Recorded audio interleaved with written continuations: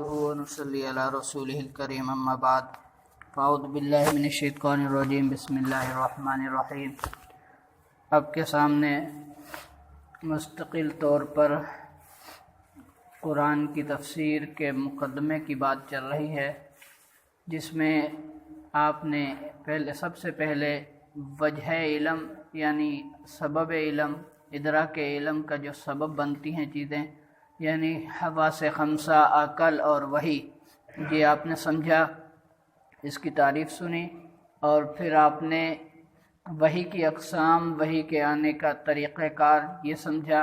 اس کے بعد آپ نے قرآن پاک کا نزول کب ہوا، کیسے ہوا، اس بات کی آپ کے سامنے بیان ہوا۔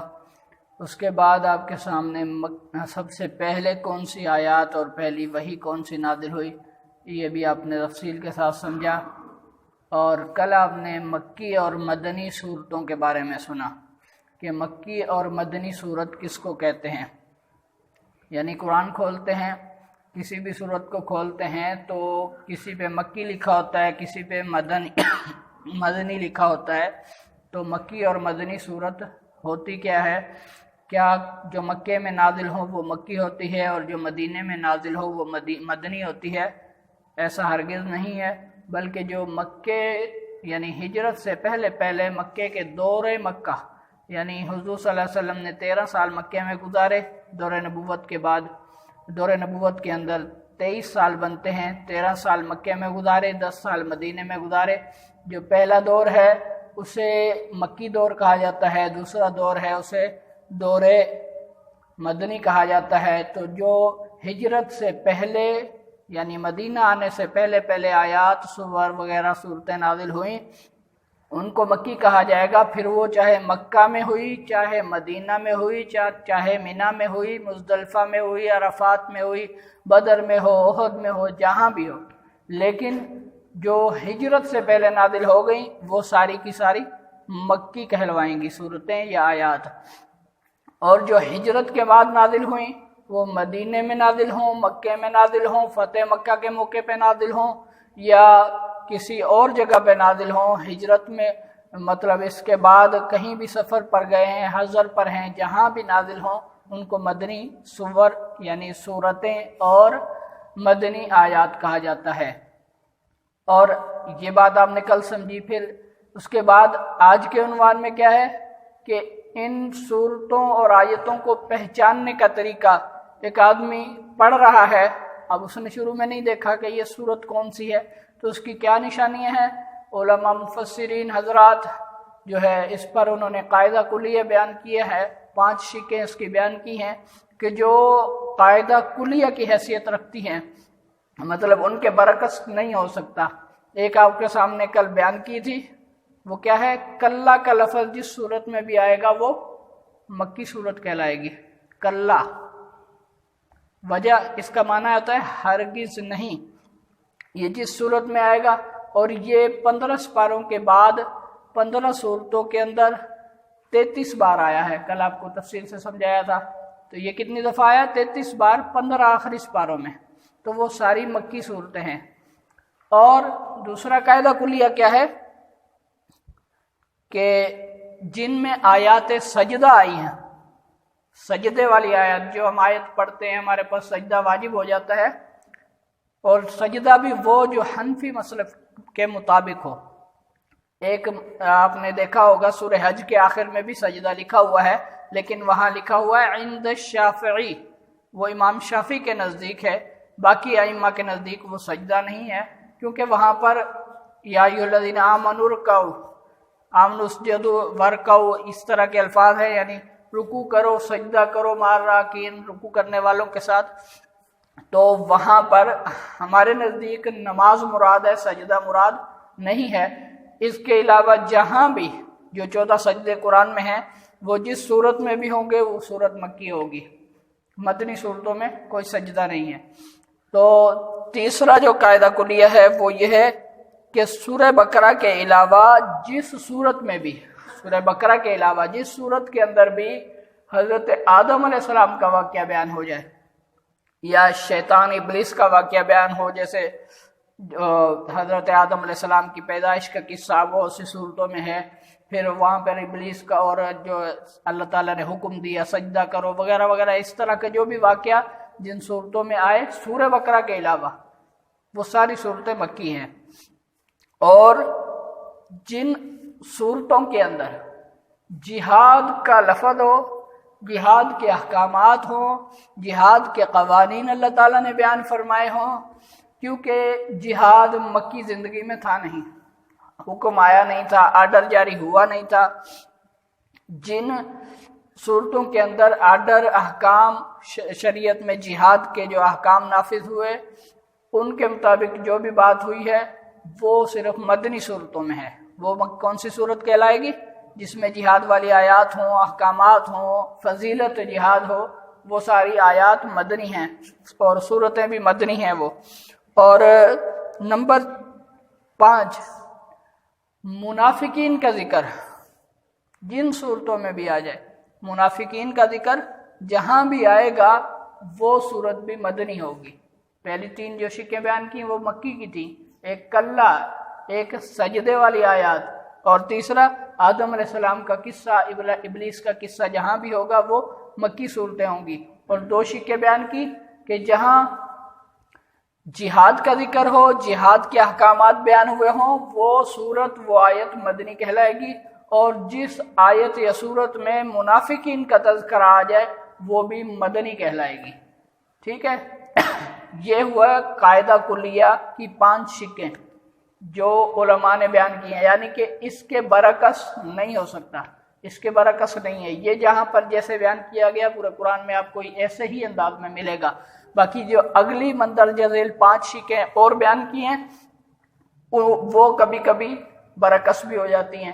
مطلب وہ قاعدہ کلیہ نہیں ہے لیکن اکثریتی سطح پر اور عمومی سطح پر ویسا ہی ہوتا ہے، لیکن کبھی کبھی اس کے مخالفت میں بھی ہوتا ہے، برعکس بھی ہو جاتا ہے. اس میں سب سے پہلے آپ یہ سمجھ لیں یا ایھا الناس کا لفظ جن صورتوں میں آیا ہے وہ لفظ صورت مکی ہے، اور یا ایھا الذین آمنوا کا لفظ جن صورتوں میں آیا ہے وہ مدنی ہیں. وجہ کیا ہے؟ اسلام کی ابتدا مکہ سے ہوئی ہے. مکہ میں مسلمان تو بہت کم تھے ابتدائی دور میں، تو اللہ تعالیٰ خطاب فرماتے تھے یا ایھا الناس، تو عام لوگوں سے خطاب ہوتا تھا ہمیشہ، مشرکین مکہ تھے وغیرہ وغیرہ جن سے بھی خطاب تھا تو یا ایھا الناس اللہ تعالیٰ فرما دیا کرتے تھے. تو لیکن جب مدینے میں آئے تو اسلامی ریاست قائم ہو چکی تھی، اس کے بعد یا ایھا الذین آمنوا، اب وہ مکی کی نشانی ہو گئی، یہ مدنی صورتوں کی نشانی ہو گئی. اور دوسری شک، مکی صورتوں کی نشانی اکثریتی طور پر جو ہے وہ چھوٹی صورتیں ہوں گی، چھوٹی آیتیں ہوں گی، چھوٹی صورتیں ہوں گی، وہ مکی کہلاتی ہیں. اور مدنی صورتیں اس کے برعکس ہیں، یعنی وہ طویل بھی ہیں، مفصل بھی ہیں، ان میں تفصیل ہے. تو وہ آیتیں اور صورتیں مدنی ہیں جن میں آیات اور صورتیں بڑی بڑی ہیں، لمبی لمبی صورتیں ہیں. نمبر 3، توحید و رسالت اور آخرت. توحید، رسالت، آخرت، یہ بیان جن صورتوں کے اندر آتا ہے، اور نبی صلی اللہ علیہ وسلم کو تسلیاں ہیں، تلقین ہے صبر کی کہ آپ صبر کرو، صبر کرو، صبر کرو، اللہ تعالیٰ بہتر نظام آپ کے لیے لائے گا. جن صورتوں کے اندر یہ چیزیں ہیں اور پچھلی امتوں کے واقعات ہیں، قصص ہیں، انبیاء کے واقعات ہیں، پچھلی امتوں کے قصے وغیرہ بیان ہوئے ہیں، وہ صورتیں مکی کہلاتی ہیں. ٹھیک ہے، اور جن میں خاندانی، تمدنی، جہاد، قتال، فرائض، حدود وغیرہ کا بیان ہے، وہ صورتیں کون سی ہیں؟ وہ صورتیں مدنی کہلواتی ہیں، کیونکہ یہ چیزیں ساری مدینے میں آ کے ہوئی ہیں. جہاد کے احکام، حدود نافذ ہوئیں، قوانین نافذ ہوئے اسلام کے، یہ ساری چیزیں مدینے میں ہوئیں، اس لیے ان صورتوں کو مدنی کہا جاتا ہے.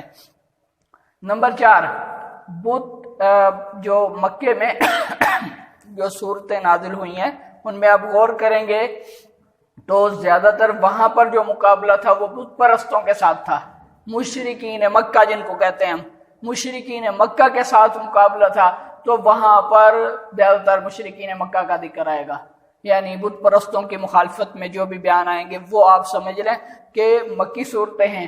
اور جن صورتوں میں اہل کتاب کا ذکر ہے، اہل کتاب کا ذکر ہے اور منافقین کا تذکرہ ہے، یہ چیزیں اسلامی ریاست بننے کے بعد ہوتی ہیں۔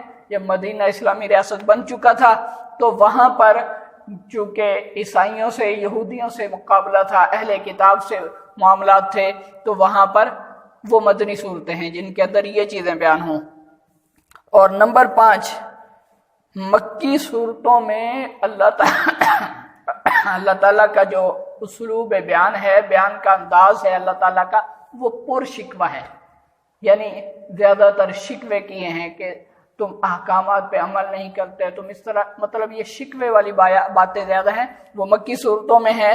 اور جو ہے اس میں استعارات، مکی صورتوں میں استعارات، تشبیہات، تمثیلیں، یعنی کسی چیز کی جیسے مچھر کی یا مکھی کی یا کسی اور چیز کی، بھیڑ کی مثال اور شہد کی مکھی کی مثالیں، اس طرح کی جو مثالیں جن صورتوں میں آتی ہیں وہ بھی زیادہ تر مکی ہی ہوتی ہیں۔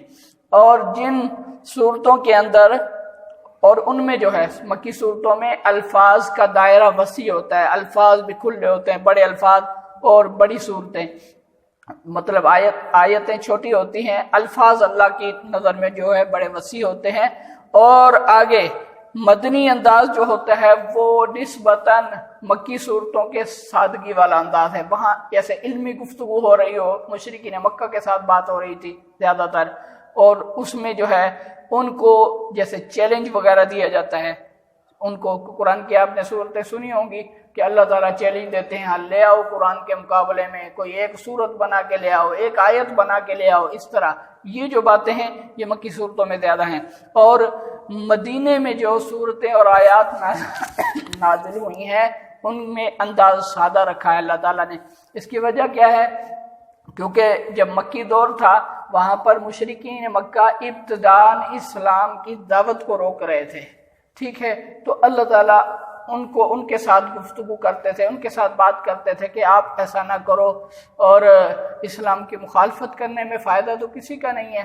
تو وہ بت پرست تھے، وہ کسی چیز کو سمجھتے نہیں تھے، جہالت ان کے اندر چھائی ہوئی تھی۔ اور مدینے کے لوگ جو تھے وہ اکثر پڑھے لکھے لوگ تھے، کتاب سے تعلق تھا، مذہبی کتابوں سے تعلق تھا، یعنی عیسیٰ علیہ السلام کی کتاب تورات اور انجیل وغیرہ، اور موسیٰ علیہ السلام اور عیسیٰ علیہ السلام کو پہچانتے تھے، ابراہیم علیہ السلام کو پہچانتے تھے، اور ان کی سی باتیں کرتے تھے کہ ہم جو ہے دین اسلام کے اوپر ہیں، ہم حق پر ہیں، وہ اس طرح کی باتیں کرتے تھے۔ لیکن اللہ تعالیٰ نے پھر ان کو فرما دیا ان الدین عند اللہ الاسلام، اسلام تو اللہ کے نزدیک جو دین حق ہے وہ دین اسلام ہی ہے، اور کوئی اللہ تعالیٰ کے نزدیک حق دین نہیں ہے۔ تو اللہ تعالیٰ نے ہمارے نبی کو جو دنیا میں بھیجا وہ پوری دنیا کے سارے دین ادیان پر اللہ تعالیٰ نے اسلام کو غالب کرنے کے لیے بھیجا۔ اللہ تعالیٰ سے دعا ہے اللہ تعالیٰ ہم سب کو سمجھ کر عمل کرنے کی توفیق نصیب فرمائے۔ الحمدللہ رب العالمین والصلاة والسلام علی سید الانبیاء والمرسلین۔ ربنا ظلمنا انفسنا وان لم تغفر لنا وترحمنا لنكونن من الخاسرین۔ اللهم اكفنا بحلالك عن حرامك واغننا بفضلك من سواك۔ ربنا آتنا في الدنيا حسنة وفي الآخرة حسنة وقنا عذاب النار وقنا عذاب القبر وقنا عذاب الحشر وقنا عذاب الميزان۔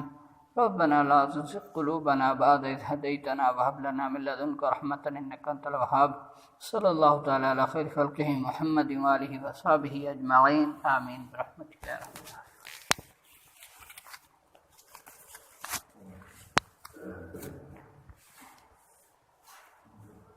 ونصلي على رسوله الكريم، أما بعد، فأعوذ بالله من الشيطان